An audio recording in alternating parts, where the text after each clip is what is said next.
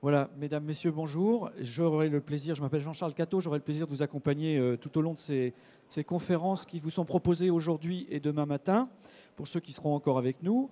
Merci pour votre présence. Vous inaugurez la première de ces conférences, consacrée, comme vous le savez, aux eaux pluviales dans les aménagements urbains, avec toutes les conséquences de leur gestion, plus ou moins bonnes. Et de leur conduite. Pour ce faire, je vous présente sans protocole Madame Élodie Brelot, qui est directrice du GRAI, groupe de recherche Rhône-Alpes sur les infrastructures de l'eau, Monsieur Vincent Nalin, qui est chargé de mission à l'Agence de l'eau Loire-Bretagne, Monsieur Frédéric Mégissol, directeur général de Rouennaise de l'eau, et Madame Sandrine Potier, chargée de mission assainissement non collectif et eau pluviale à la Fédération nationale des collectivités concédantes et régies, la FNCCR. Voilà pour les présentations que je voudrais être très rapide pour vous permettre d'entendre le plus largement possible les intervenants et surtout pour vous permettre de les interpeller vous-même à l'issue de leurs présentations qui seront particulièrement contraintes et courtes, justement pour vous permettre de les interroger directement quant à vos préoccupations et à vos questions d'ordre local ou général, bien évidemment. Tout est possible et vous aurez toute liberté pour ce faire. Juste un petit mot sur le GRAI que représente Madame... Le GRAI, on dit d'ailleurs, bah voilà. Ah ouais, vous avez raison. Vous avez raison. Ça a changé de nom. C'est le groupe régional d'animation et d'information sur l'eau, c'est ça? Voilà, ben c'est encore plus précis. Merci beaucoup. Alors, le GRAI... Il s'est trompé. C'est le groupe de recherche, animation technique et information sur l'eau. Voilà. On a gommé la région parce qu'on a des ambitions. Alors, vous bénéficiez en même temps que moi de ce scoop, puisqu'effectivement, il y a eu changement de nom. Merci, Madame Brelot. Alors, par contre, sauf erreur, la vocation de cette association n'a pas changé, puisque celle-ci est de mettre en relation les acteurs de la gestion de l'eau et de contribuer à la diffusion des informations et des résultats de recherche dans ce domaine. Et cette structure regroupe environ 300 adhérents, essentiellement des représentants de collectivités territoriales, de bureaux d'études, d'organismes de recherche et de services de l'État. Alors, les eaux pluviales collectées par les réseaux sont, comme on le sait, responsables de déversement, de pollution et d'aggravation des inondations. Je ne vous l'apprends pas, vous qui êtes certainement des acteurs experts de ce sujet et qui êtes présents dans la salle. Or, des alternatives existent pour gérer les eaux pluviales sans tuyaux, en les valorisant dans les différents aménagements, les jardins de pluie, les chaussées infiltrantes, les toitures végétalisées stockantes, entre autres solutions, puisqu'il en existe bien d'autres. Ces aménagements avec l'eau ont de multiples avantages induits, notamment l'enrichissement de la nature en ville et la réduction des îlots de chaleur. Autant de sujets dont nous entendons parler les uns et les autres au fil de l'actualité, mais qui deviennent de plus en plus prégnants, bien évidemment. Cette conférence a donc pour objet de nous présenter les enjeux, les freins, les leviers pour le déploiement de cette gestion des eaux pluviales intégrée à l'aménagement, plus respectueuse du cycle de l'eau, mais aussi pour évoquer les accompagnements techniques et financiers possibles. Je crois que ça intéresse beaucoup de monde également. Le tout à travers des exemples de réalisations innovantes, des retours d'expérience de nos témoins sur ces nouvelles bonnes pratiques, dirons-nous. Je vous laisse vous organiser comme bon vous semblera, mesdames, messieurs, pour nous faire cette présentation, comme je le disais tout à l'heure, très contrainte en termes de temps. Ça vous laisse une petite dizaine de minutes chacun. Je vous laisse vous répartir équitablement votre temps de parole pour permettre à nos invités de vous poser quelques questions à l'issue de vos présentations. Merci beaucoup. Presque tout est dit, hein, mais on va développer un peu. Donc, c'est l'Agence de l'eau qui a été à l'initiative de cet atelier parce que à l'échelle de l'Agence de l'eau, c'est une thématique nouvelle et prioritaire dans notre 11e programme dont vous entendrez parler, parce qu'on débute un 11e programme et ça rejoint pas mal de priorités de notre 11e programme. On va en parler. On s'est répartis. Donc, moi, je parlerai surtout des enjeux de la gestion intégrée eaux pluviales à l'échelle de l'eau, de notre bassin, etc. Élodie Brelot, qui est notre partenaire d'animation sur ce sujet, sur le secteur, parlera des freins, de tout ce qu'il faut passer. Voilà. Et puis on aura l'exemple de la Rouennaise des eaux et l'avis politique de la FNCCR. Hein, c'est un peu notre répartition, le plan de cet atelier. Alors les eaux pluviales, hein, c'est assez classique. Qu'est-ce qui se passe quand on construit une ville?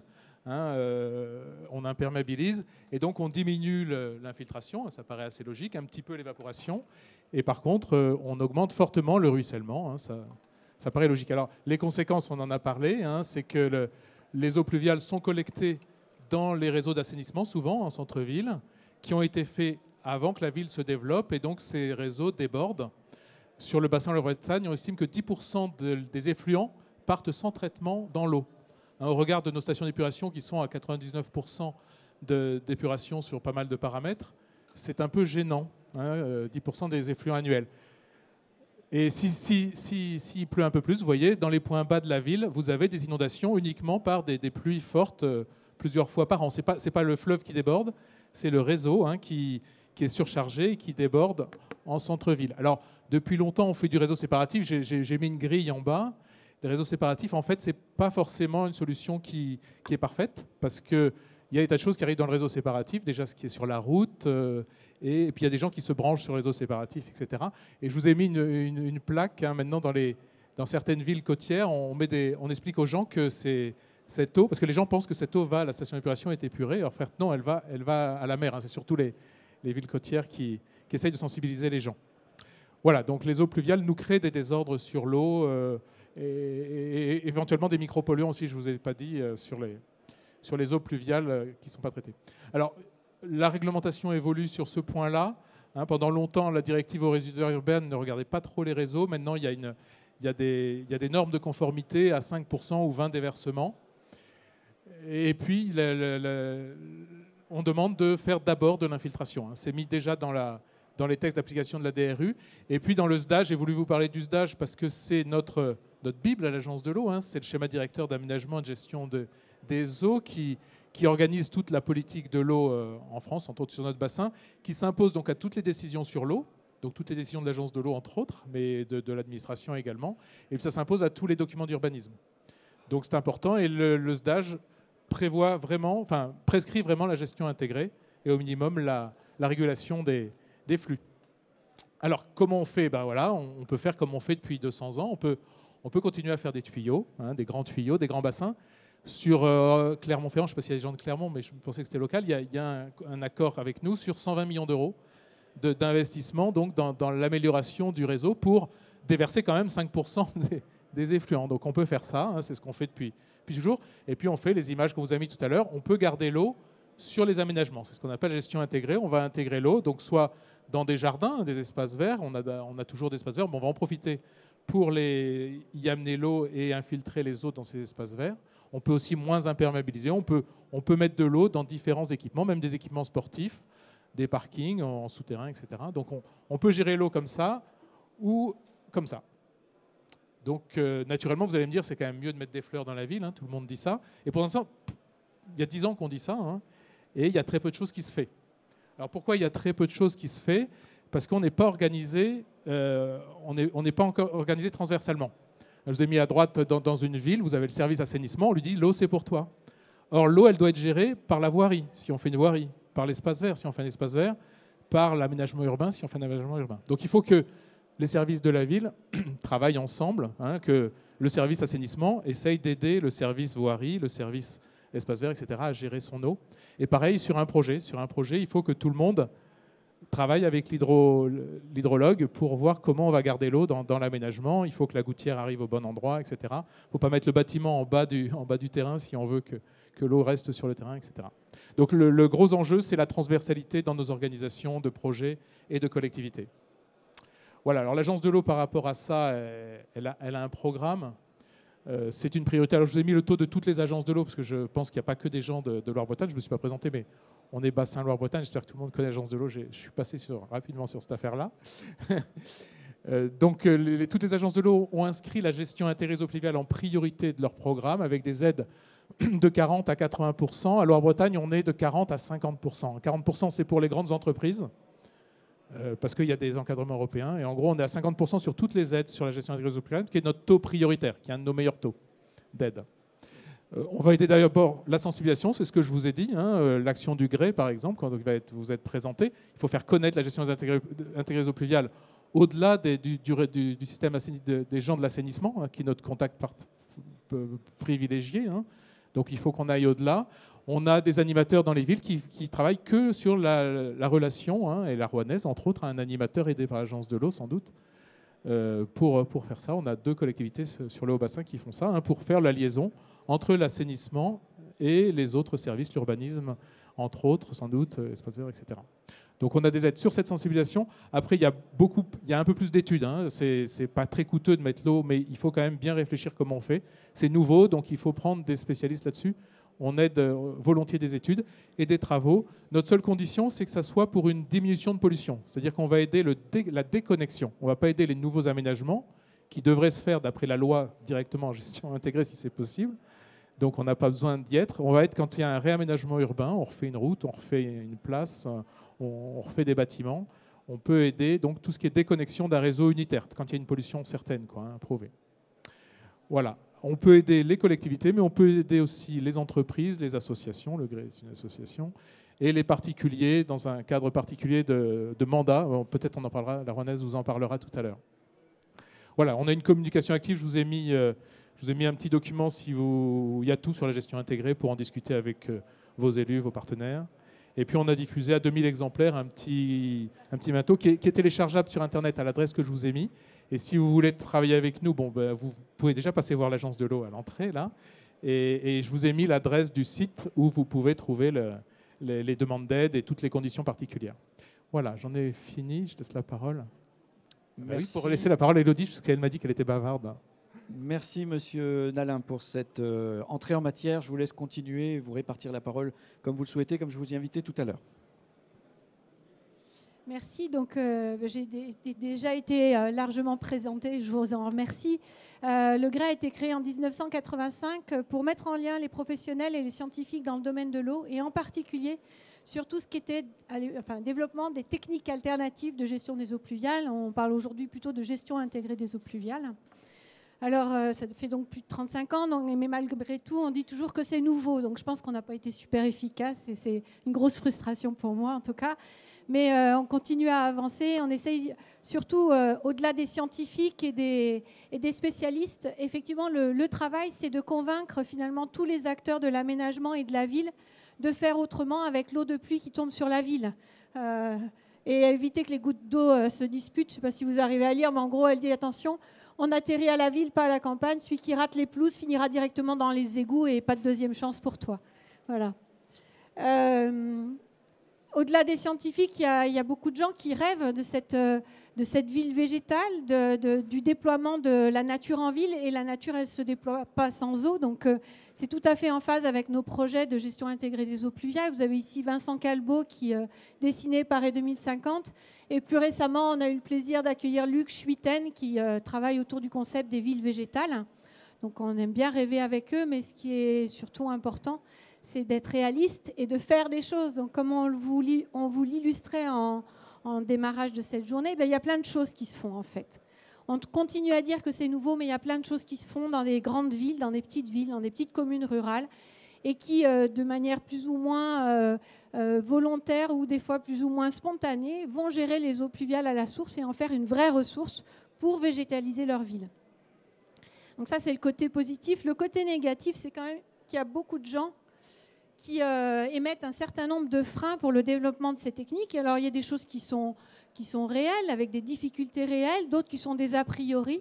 Et voilà, on est un peu comme les Shadocks, on veut toujours faire du tuyau. C'est vrai que faire du séparatif, c'est encore faire du tuyau, donc c'est bien pour certains.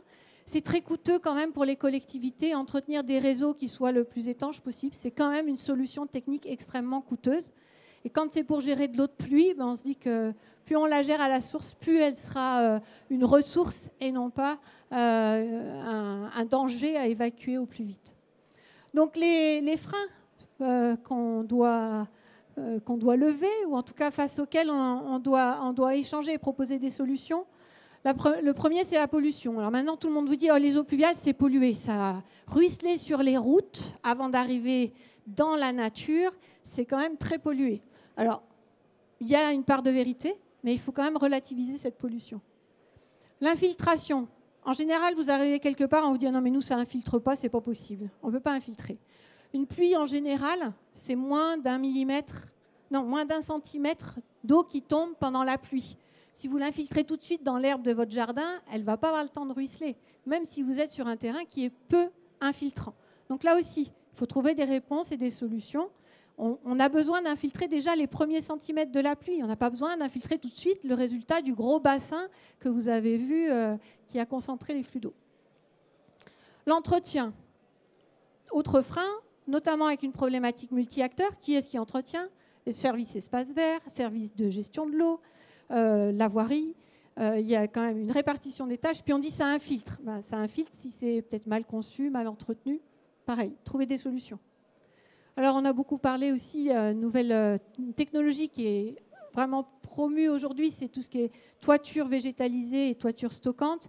Alors là aussi, il y a des règles de PLU qui ne sont pas très favorables. Et puis on dit non mais c'est dangereux, on ne peut pas stocker, on ne sait pas faire.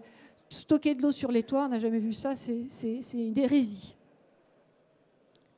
Les nuisances et autres dangers liés à ces techniques. Alors on parle d'eau, donc il y a quand même des vieilles réminiscences de frayeurs qui arrivent avec ça.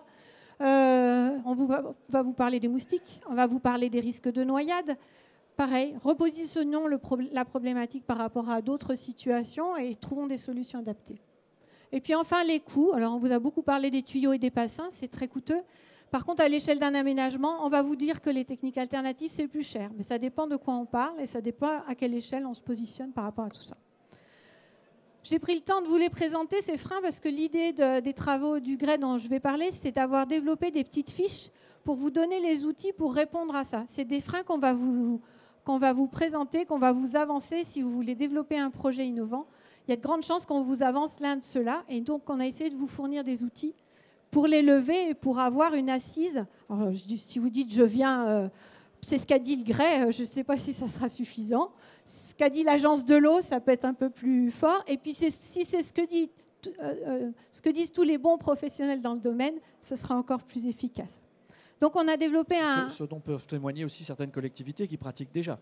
Bien sûr. Il y a aussi ces retours d'expérience qui sont concrets aussi. Oui.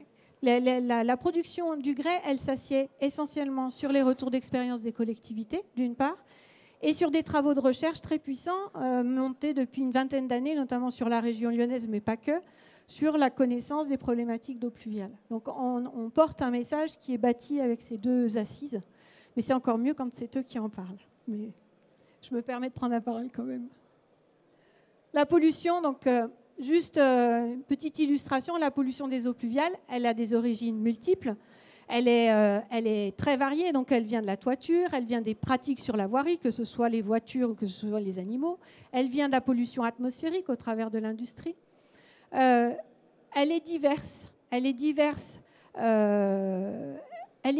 mais ce qui est essentiel à retenir, c'est que plus on gérera l'eau auprès du point où elle tombe sur la surface, moins elle sera polluée. Plus elle ruisselle, plus elle va emmener des polluants.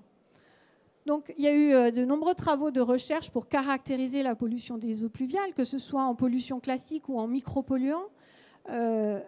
Les principaux enseignements et les messages qu'il faut retenir, c'est qu'effectivement, l'eau de pluie, quand elle a ruisselé, elle est polluée. Elle n'est pas négligeable. Par contre, elle est très variable, déjà d'un site à un autre, en fonction de l'activité, d'une pluie à une autre, d'un événement à un autre, en fonction du temps sec avant, en fonction de la puissance d'arrachement des gouttes. Et puis même au sein d'un même événement, elle peut être plus chargée au début, à la fin, et puis quand vous êtes au bout de tuyau, elle sera peut-être plus chargée au milieu de l'événement, parce que c'est le plus chargé du milieu du bassin versant qui arrive à ce moment-là. La pollution, elle s'accroît au fil de l'eau. Donc je reviens sur la solution qui est plus vous la gérez à la source et moins elle est polluée. Et puis enfin, un élément très très important, c'est que la pollution pluviale, elle est généralement fixée sur les particules. Donc la meilleure façon de traiter l'eau de pluie et l'eau de ruissellement, c'est de décanter, c'est de piéger les matières solides qui contiennent la majorité des polluants. Donc c'est vraiment, quand on dit traiter les eaux pluviales, l'idée c'est de décanter, filtrer, récupérer les matières solides. Et la meilleure solution pour faire ça, ce sont les techniques alternatives. Et le meilleur rendement. Bien.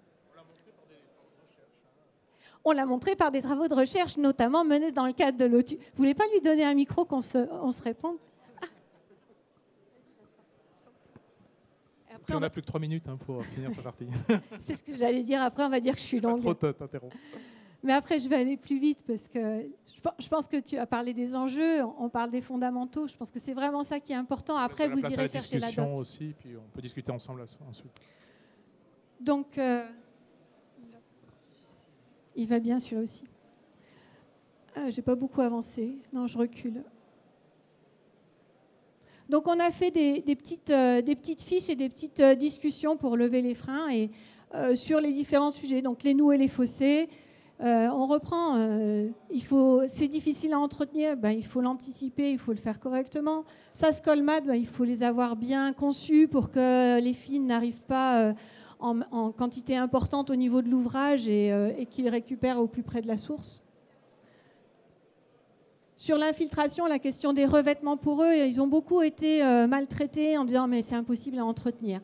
Je vous ai montré la photo du bas, c'est là où est le grès. C'est un parking qui a 35 ans, qui est fait en enrobé drainant. Comme vous le voyez, il y a eu des travaux, il y a eu du réseau, et on a recouvert en noir classique. Mon Dieu, quelle horreur! Mais c'est catastrophique, on a tué notre chaussée infiltrante. Je vous rassure, elle ne déborde pas plus, elle n'inonde pas plus. C'est-à-dire que vu la surface d'infiltration, même avec une tranchée au milieu au bout de 30 ans, elle fonctionne très très bien et ça continue à infiltrer comme il se doit. Ce qui est intéressant aussi dans ces nouveaux matériaux, c'est qu'on cumule plusieurs fonctions.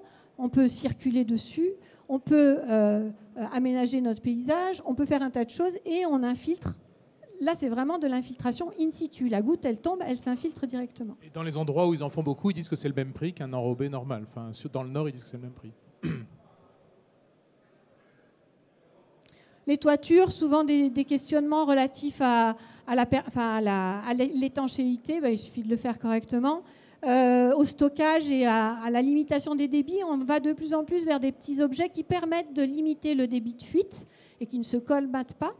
Et puis, il y a différentes solutions innovantes qui sont proposées avec des bacs qui permettent de stocker l'eau de pluie sur le toit, de réguler le débit ou d'utiliser essentiellement l'évapotranspiration pour évacuer cette eau tombée sur les bâtiments. Et sur des nouvelles constructions, il y a des projets qui peuvent avoir une efficacité très intéressante sur la réduction des eaux pluviales. Les dangers supposés, vous avez un joli petit moustique tigre. Alors, il paraît qu'ils ne sont pas venus jusqu'à Vichy. Je peux vous dire qu'à Lyon, on est café de moustique tigre et ce n'est pas une impression. Ils sont remontés du sud. Aujourd'hui, cet été, les Lyonnais, ils se font piquer toute la journée par des moustiques tigres. Les moustiques tigres, ce n'est pas nos bassins en eau, ce n'est pas nos techniques alternatives qui leur permettent de se développer. C'est des tout petits stockages, c'est les coupelles qui traînent dans le jardin. C'est peut-être un verre d'eau qui est resté plein, c'est la poubelle qui n'est pas renversée et qui fait qu'elle est pleine d'eau. Ils adorent les toutes petites. Ça peut être les réseaux, ça peut être les regards avec des décantations, etc. Il accélère moins. Alors. Et effectivement, on a fait une étude assez fine sur Lyon. Ils viennent non pas des techniques alternatives, si elles sont bien conçues, mais elles viennent beaucoup des regards d'assainissement et c'est un vrai enjeu aujourd'hui de travailler sur les regards. Réponse un peu plus technique et un peu plus fouillée sur les coûts. On a fait des études sur une zone d'aménagement concerté qui était réalisée avec une solution de tuyau qui va vers un bassin d'infiltration. Et on a fait des scénarios. Un scénario avec des noeuds qui prennent tout le long de la voirie et on réduit un peu la taille du bassin in fine, puisqu'on infiltre tout au long des noeuds. Et un troisième scénario qui était... non, pas pour les coûts. On a fait un troisième scénario avec les toitures végétalisées, où finalement, il n'y avait plus de bassin à la sortie du terrain, puisqu'on gérait un maximum à la source. Là, le troisième scénario, c'est des noeuds. C'est une solution traditionnelle paysagée, puisque les noeuds apportent du paysage, des noeuds et un bassin. Et on a mis en place toute une réflexion collective pour identifier quels étaient les coûts et les diminutions de coûts, y compris au niveau du foncier. Et on a aussi travaillé sur la répartition des coûts entre l'aménageur, la collectivité et le propriétaire locataire. Parce qu'avec les techniques alternatives, parfois, il y a une évolution de qui prend en charge les coûts liés à la gestion de l'eau. Alors les choses sont pas, on ne peut pas dire c'est toujours moins cher, mais globalement, si on intègre la plus-value paysagère, la qualité de l'aménagement, on a quand même intérêt à aller vers ces solutions intégrées et on limite des coûts techniques, que ce soit en termes... Alors, en investissement, on est évidemment plus cher avec du tuyau qu'avec des solutions traditionnelles. En entretien annuel, on est plus cher si on fait un entretien technique et un entretien paysager plutôt qu'avoir que du technique ou que des techniques alternatives qui finalement cumulent les deux fonctions. Et en coût global annuel réparti sur X années, finalement, la solution des techniques alternatives est moins chère. Vous avez à votre disposition et la publication et le petit tableau qui permet de calculer. Enfin, quand on dit c'est nouveau et on n'en fait pas, nous, on a mis en place un observatoire régional sur Auvergne-Rhône-Alpes. On a plus de 220 opérations recensées. On en a 70 qui sont décrites en termes d'objectifs de réalisation, de difficultés rencontrées et de solutions apportées, et qui sont à votre disposition, soit pour regarder les fiches, soit surtout pour aller voir sur site et rencontrer les maîtres d'ouvrage. Et puis enfin, un bon nombre de supports pédagogiques que je vous invite à aller voir, que ce soit avec humour comme les petits dessins ou comme les acteurs de Kaamelott, ou des choses plus sérieuses et opérationnelles comme les guides dont on a parlé. Et c'est super, hein, super bien fait. Moi, j'utilise beaucoup les publications du Gré. Les vidéos. On n'a pas le temps, il paraît, parce que je cause trop. Et puis juste pour finir, on monte avec la Rouennaise de l'eau une formation les 21 et 22 novembre sur la gestion intégrée des eaux pluviales. On a déjà, je crois, 10 inscrits, donc il n'y a plus beaucoup de place, mais on recommencera. Voilà, innover, mais les grandes inventions des Shadocks, c'est le parapluie pour temps sec. Je pense qu'on peut faire mieux. Enfin voilà, c'était... Merci beaucoup, Madame Brelot, dont je signale la présence dans d'autres conférences à venir. Vous êtes très sollicitée aujourd'hui. Pardonnez-nous de vous mettre ainsi la pression, mais je ne doute pas qu'il y aura des questions peut-être pour vous permettre de préciser vos propos, parce qu'il y a beaucoup de solutions concrètes que vous nous avez décrites et sur lesquelles vous pourrez revenir de manière plus détaillée si l'un ou l'autre de nos invités le souhaite. Sans transition, Monsieur Mégisol, vous allez nous parler de votre propre retour d'expérience. Je parlais d'exemples concrets tout à l'heure, de terrain, c'est ce que vous allez nous proposer. Voilà, donc on va parler de Rouennaise de l'eau. Comment en fait, nous, on a pris en compte cette compétence de gestion des eaux pluviales.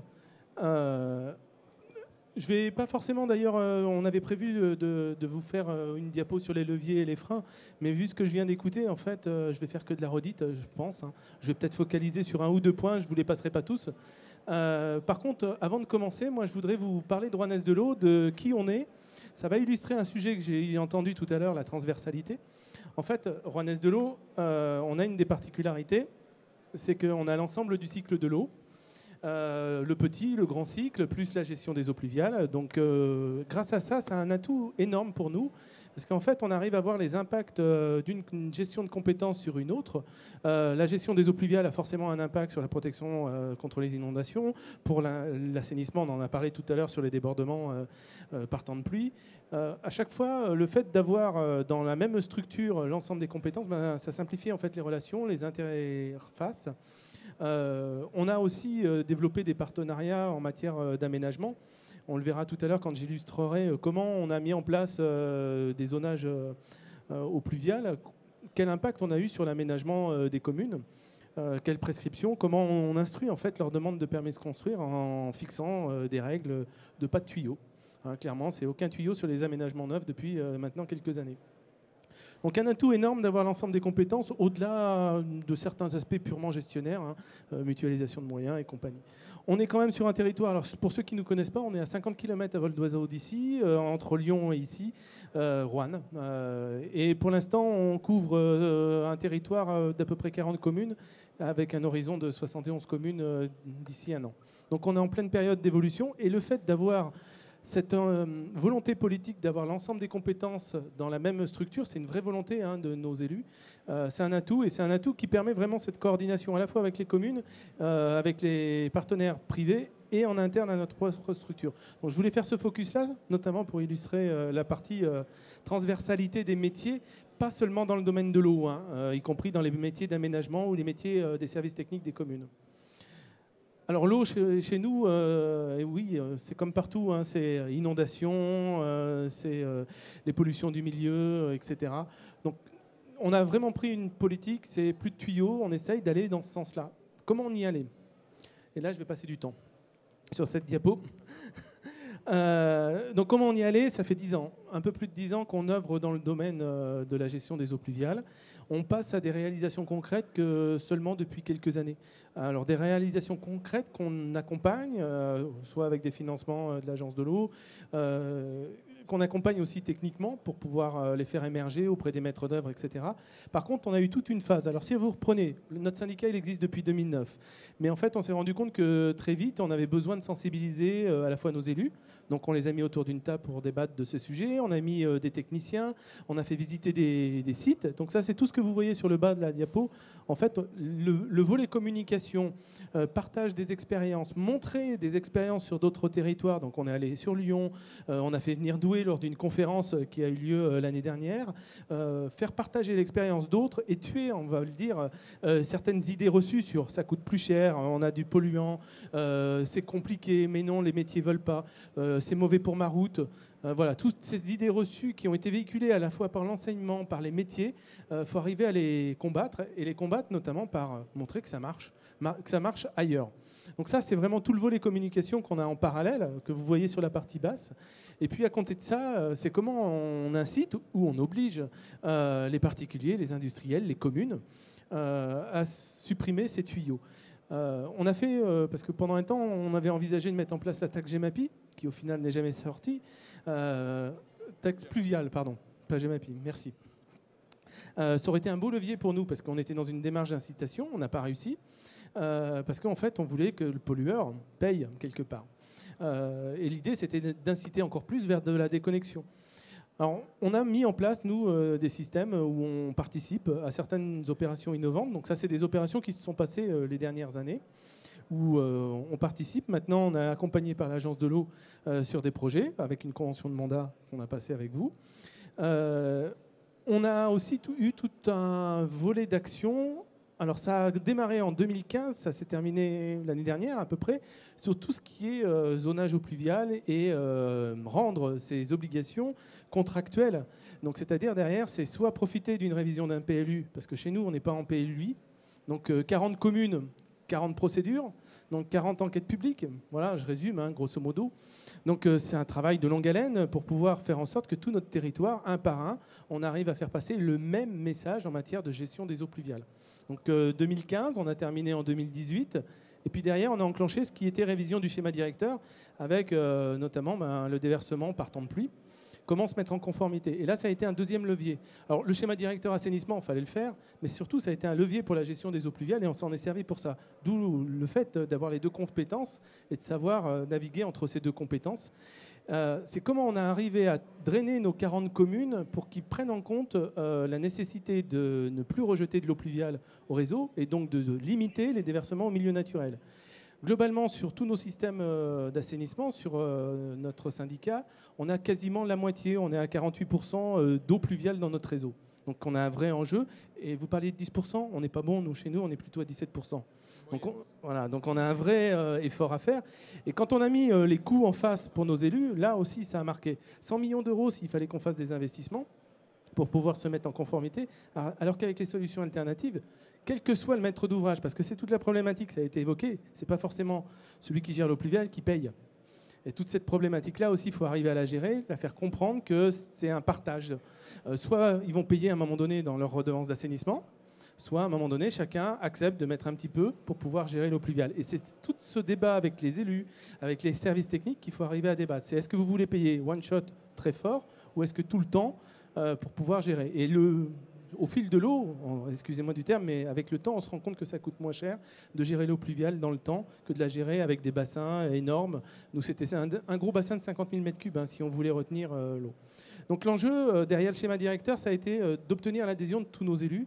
C'est quelque chose qui a mis plus d'un an, où au final, on a fait prendre une délibération sur chacun de nos élus pour lequel ils s'engagent, en fonction de la taille de leur territoire, à déconnecter une partie de leur propre patrimoine. Parce que sur notre territoire, on avait fait l'analyse, on a un tiers de patrimoine communal, un tiers de voirie et un tiers de privé et de public. Et donc, faut qu'on essaye de s'attaquer à chacun de ces tiers, entre guillemets.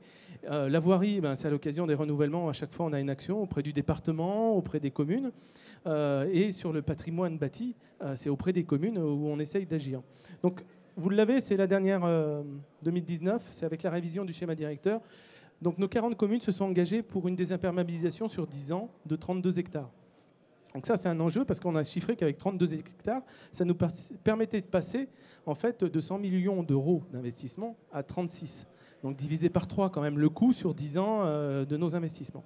Donc voilà, ça c'est pour vous montrer comment, très rapidement, comment on est passé avec de la communication, avec des actions sur l'aménagement et des actions liées à d'autres compétences, donc vraiment de la transversalité, comment on est arrivé à avancer.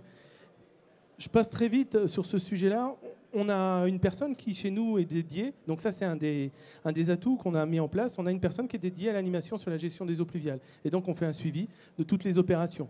On a déjà, puisqu'on a reconstitué, et comme le disait Élodie, c'est pas parce qu'on a décidé de le faire qu'il n'y en avait pas d'autres qui l'ont fait avant nous et pour lesquels, en fait, il n'y avait pas eu de communication et d'information. Donc, on a recensé, on est remonté. Alors, c'est difficile, hein, quand on veut redresser un historique sur les actions qui ont été menées, c'est long.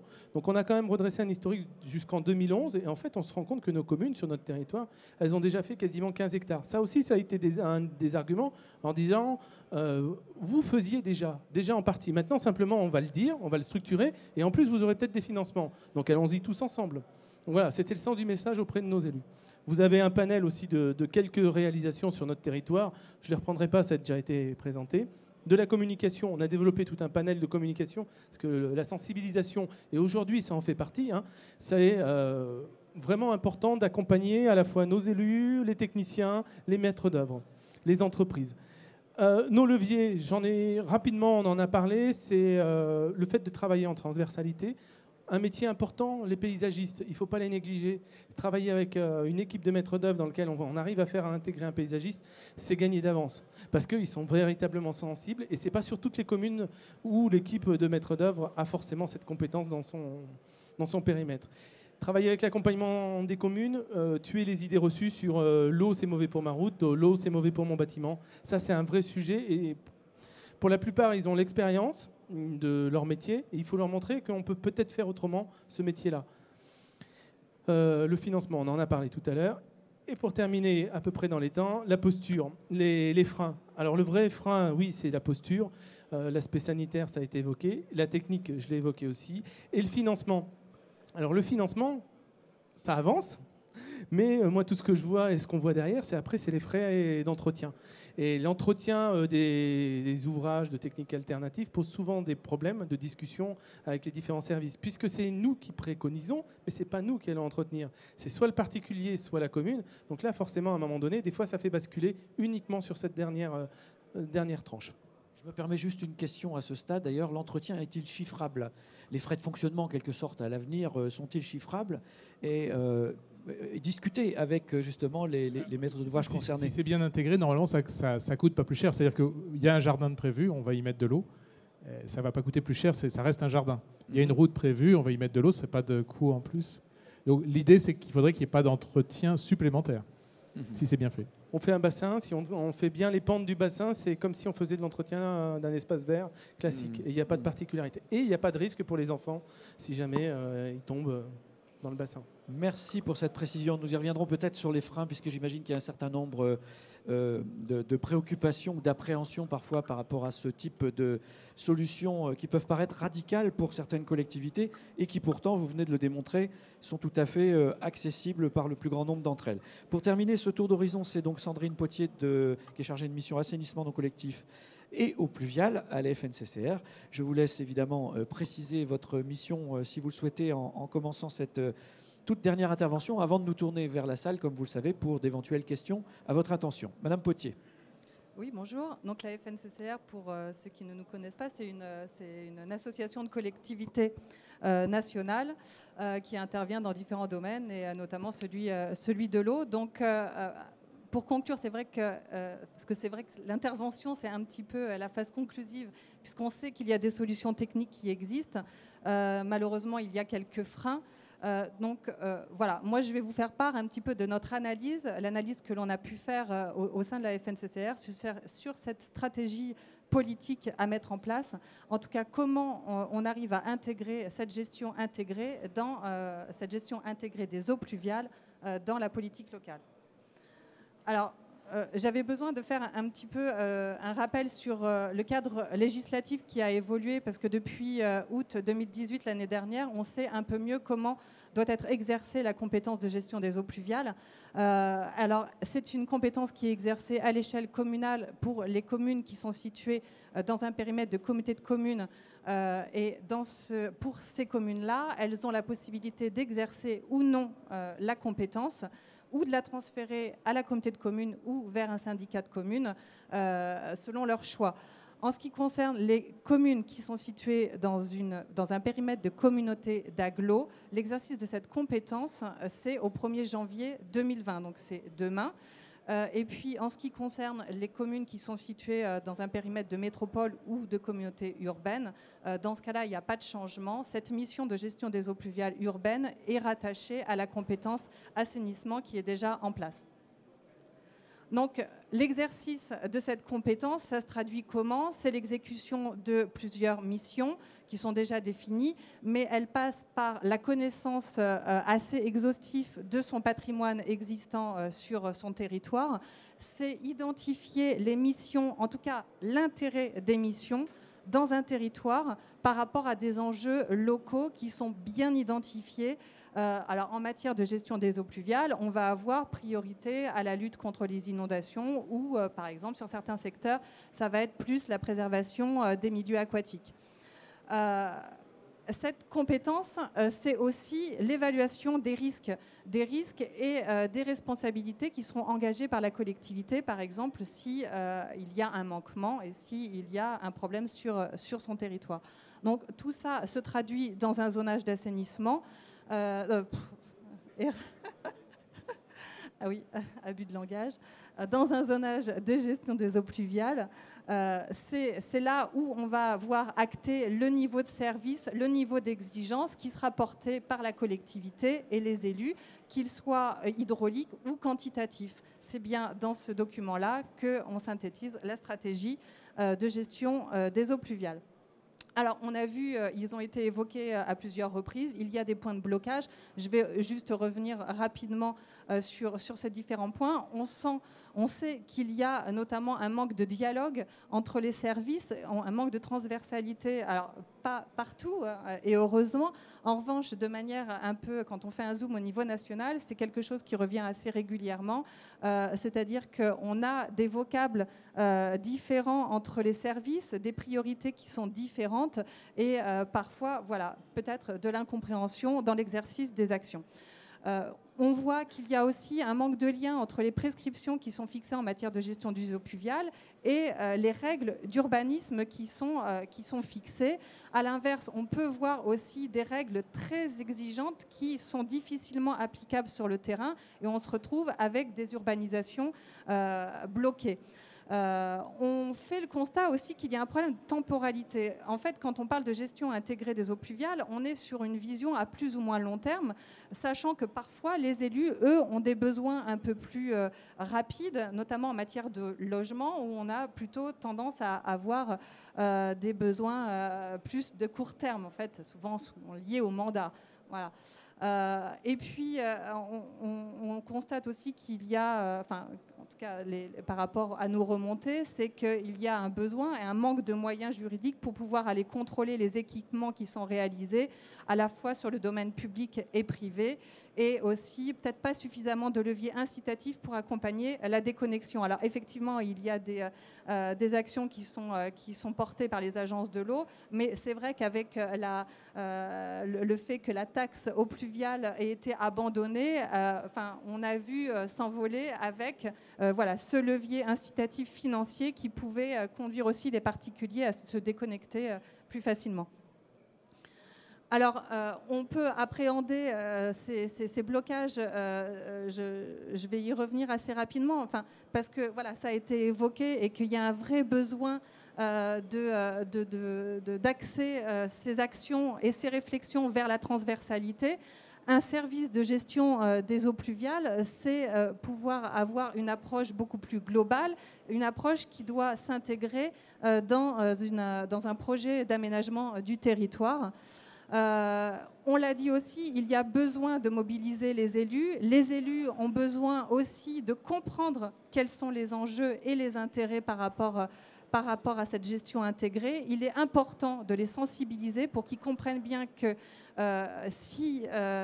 quelles pourraient être en tout cas les conséquences de cette mauvaise approche de cette mauvaise gestion transversale entre les services. C'est-à-dire que, je l'ai dit juste avant, il y a derrière une évaluation des risques et aussi un engagement de sa part au niveau des responsabilités qui en découlent.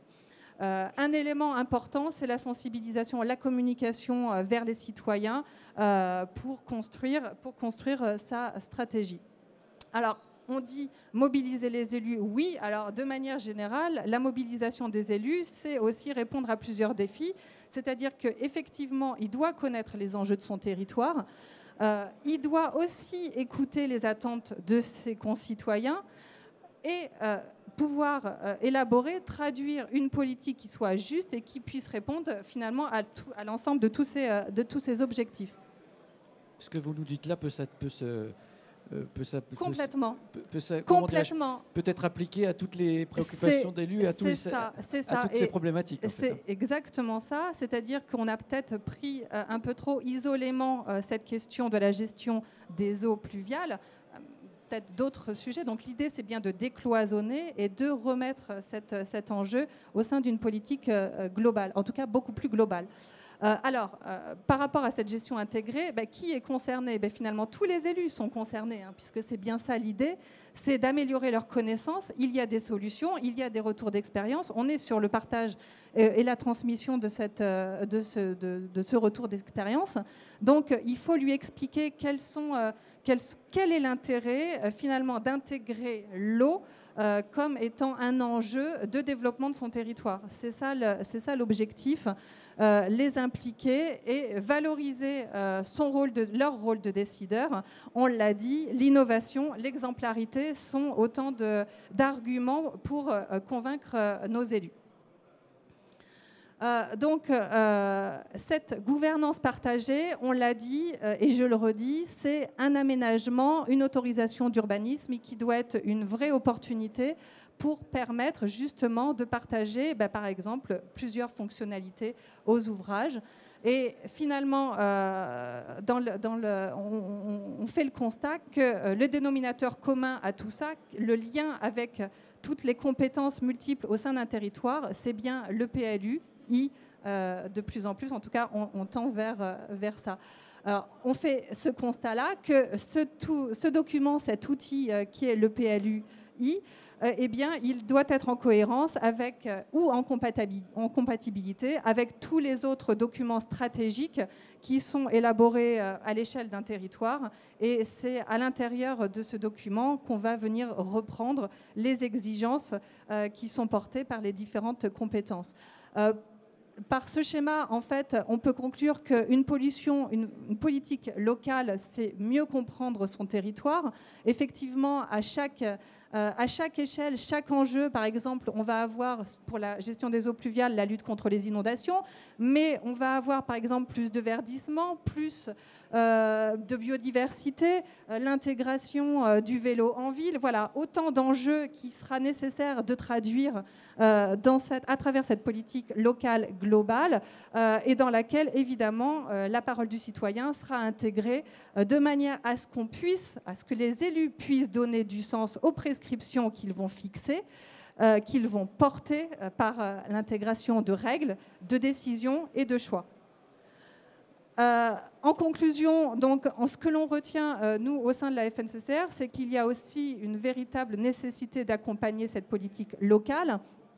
On fait le constat que, en tout cas, parmi nos membres qui sont compétents en assainissement, il y a une vraie volonté de voir un pouvoir prescriptif plus renforcé, mais aussi de pouvoir vérifier que finalement ces prescriptions, quoi qu'il en soit par rapport à leur stratégie, elle est bien respectée au niveau des projets. Alors, ces outils, ils existent aujourd'hui. Maintenant, peut-être ne savons-nous pas trop les exploiter.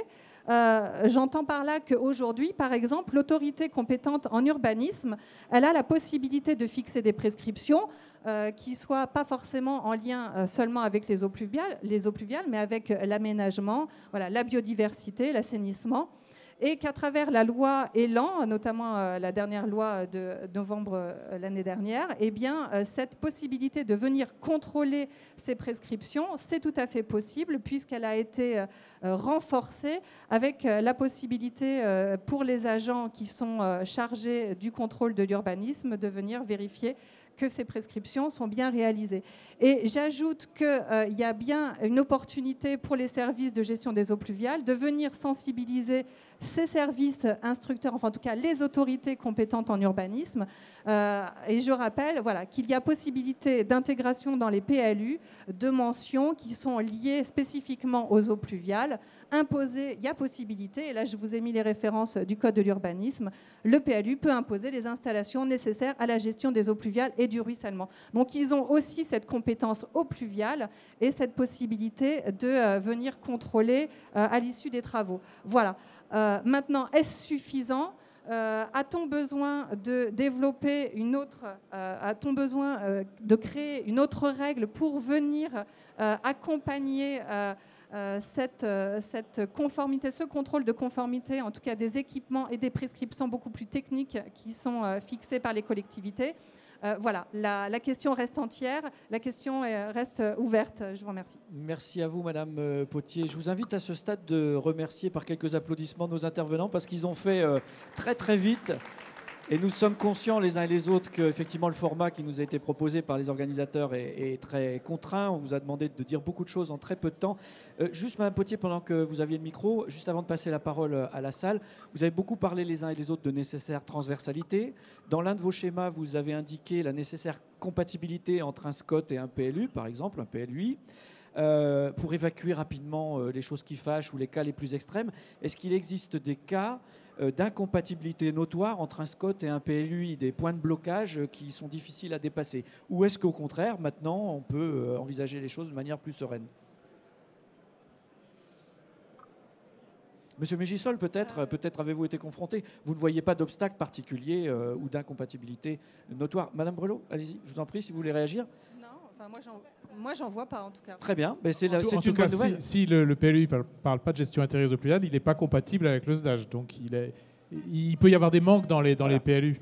Et il pourrait être attaqué pour non-compatibilité. Ça n'est pas encore le cas, j'espère. Mais théoriquement, déjà au stade du SCOT, les choses sont le SCOT devrait déjà prescrire claires. la gestion intégrée et le PLU devrait l'intégrer. Mais il y a des PLU qui ne l'ont pas encore. Voilà. On a évoqué des freins, des obstacles, les réticences, effectivement, et celle-ci ne devrait pas en être une, même si les messages ne passent pas toujours bien entre services un peu experts et un peu spécialisés. En tout cas, il n'y a pas d'obstacle particulier à ce niveau-là. Je me tourne vers vous et je vais vous proposer un micro si vous le souhaitez, mais je crois que quelqu'un est prévu à cette attention, sinon je vais vous faire circuler le micro entre vous. Monsieur, merci pour cette première question, c'est toujours celle qui compte, pour permettre aux autres de se lâcher aussi un peu à l'issue de la vôtre. Je vous laisse vous présenter si vous le voulez bien pour qu'on puisse vous situer. Oui, bonjour, Pascal Rouen, synthèse du Puy-de-Dôme. J'aurais aimé connaître vos retours d'expérience sur les chaussées drainantes, sur leur pérennité. Au niveau, il y a deux points qui me questionnent. C'est au niveau colmatage des interstices qui laissent passer l'eau. Donc si la drainabilité, je sais pas comment parlez bien, drainabilité, parlez bien dans le micro qu'on vous entende bien. Évolue, la perméabilité de la chaussée évolue dans le temps.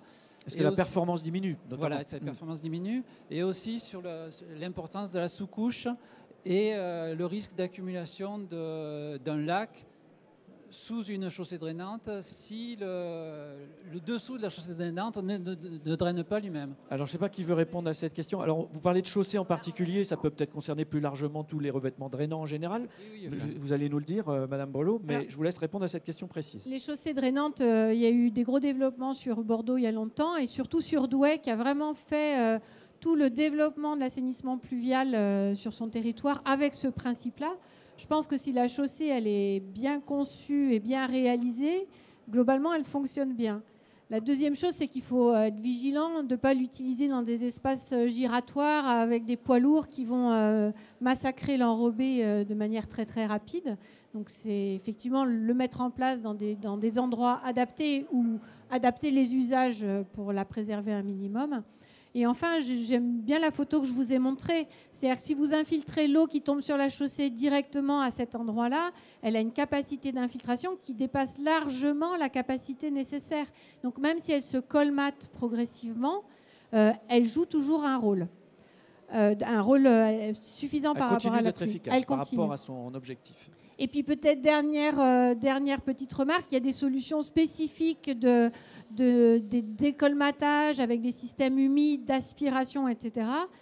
Mais au vu de cette capacité d'infiltration, on se rend compte que si on ne fait pas ça et qu'on fait un entretien classique de chaussée, on entretient quand même la chaussée et elle a une durée de vie plus importante. Donc il faut dépasser les réticences des routiers par rapport à l'eau dans la chaussée et je pense qu'on arrive à faire des choses qui fonctionnent Monsieur assez bien. Mégisol, 2 mots avant de passer à la question suivante. Je suis un ancien routier, donc je vais pouvoir vous en parler.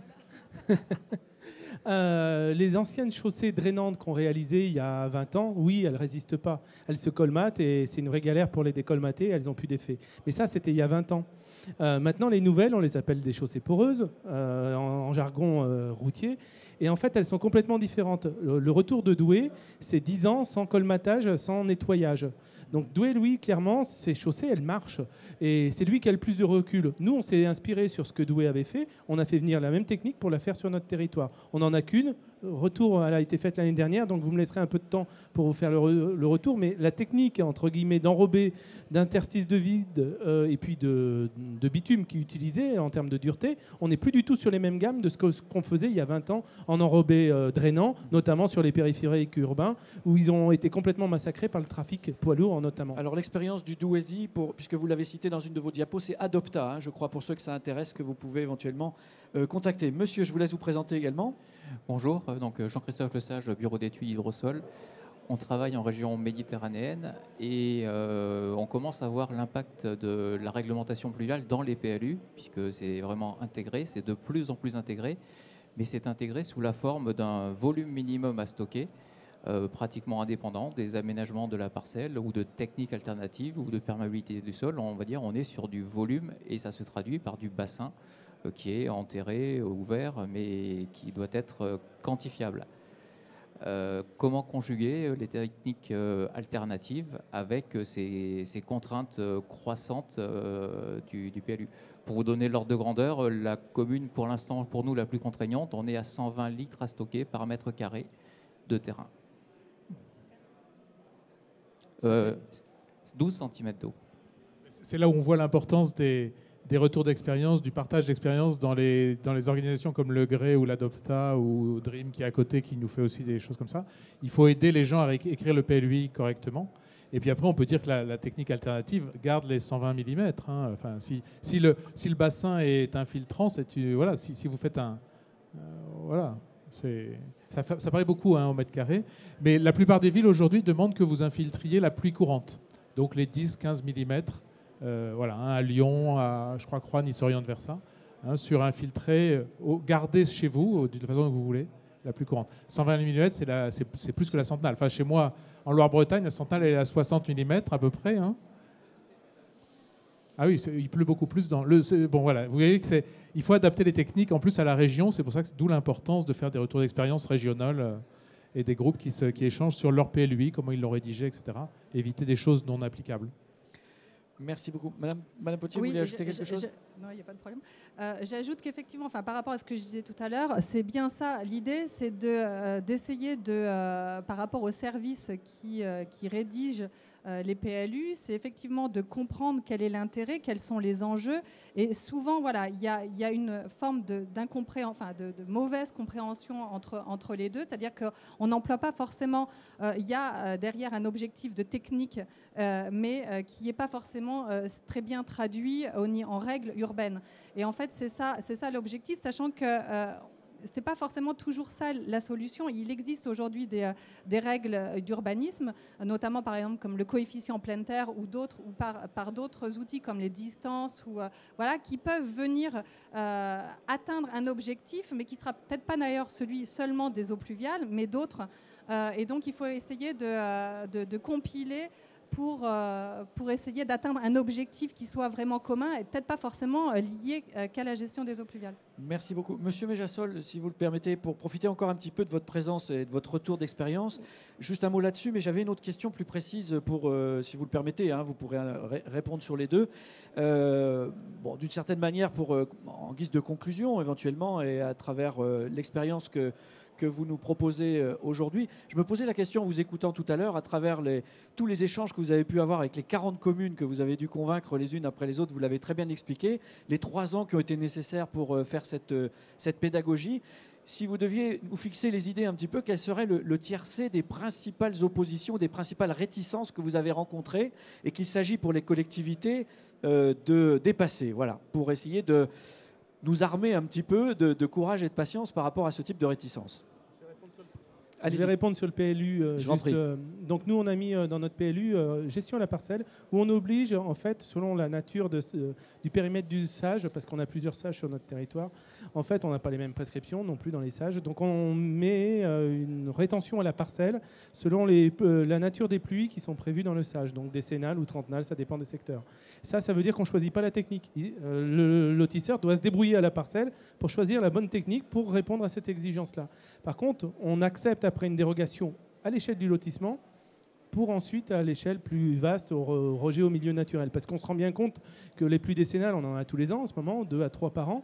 Donc à un moment donné, il ne faut pas imposer aux gens non plus un surdimensionnement d'équipement sur leur parcelle. Il faut peut-être aussi mutualiser cette échelle supplémentaire. Donc ça peut être très bien une infiltration à la parcelle avec un petit bassin ou des noues le long de la chaussée pour la partie lotissement. Donc ça peut être une conjonction de techniques et pas une seule technique qu'il faut privilégier.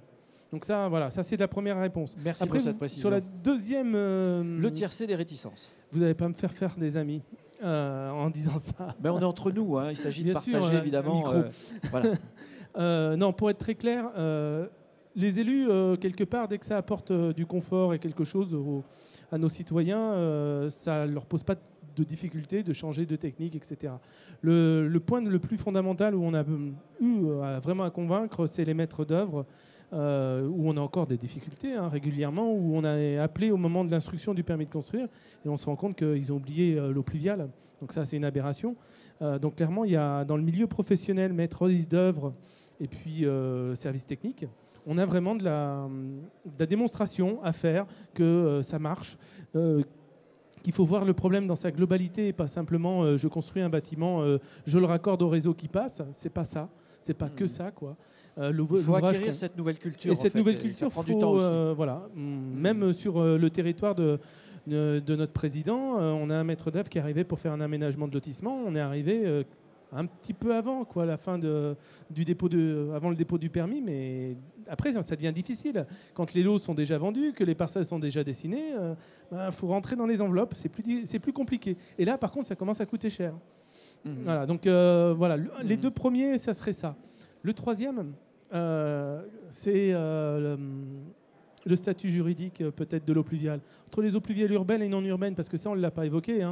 Qu'est-ce qu'on fait de la goutte d'eau qui tombe en rase campagne, pour reprendre l'expression d'Élodie? On fait quoi de ça? Parce qu'à un moment donné, de toute façon, elle vient en milieu urbain. Donc on la récupère comment? On la finance comment? Ah ouais.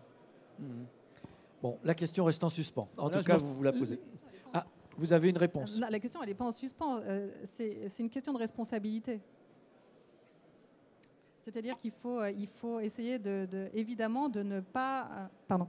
Oui, c'est une question. Les élus sont effectivement responsables de la situation qui se passe en amont et qui va venir perturber, par exemple, la ville. Mais de la même manière, sur ce qui se passe à l'aval.